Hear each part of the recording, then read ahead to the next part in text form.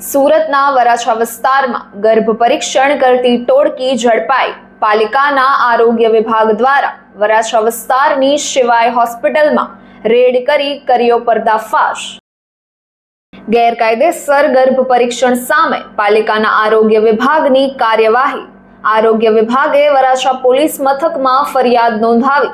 વરાછા પોલીસે doctor, pharmacist અને ખાનગી વ્યક્તિની ધરપકડ કરી। ગર્ભ પરીક્ષણમાં સામેલ એક યુવતીને પોલીસે વોન્ટેડ જાહેર કરી। વધુ समाचार માટે જોતા રહો ભારત टाइम्स न्यूज।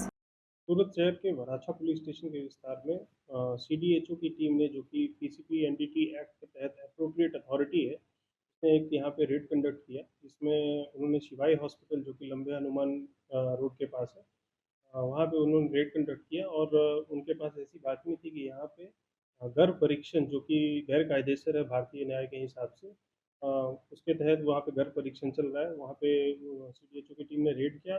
फिलहाल इसमें 3 लोग इसमें गिरफ्तार हो चुके हैं। वराछा पुलिस स्टेशन में एक एफआईआर दाखिल हुई है एनडीटी एक्ट के तहत, और इसमें हम जो मशीन की रिकवरी है जिससे ये गर्भ परीक्षण हो रहा था, वो अभी रिकवर नहीं हुई है। वो मशीन की रिकवरी करने का प्रयास हम कर रहे हैं और जो भी कायदेसर कार्रवाई है इसमें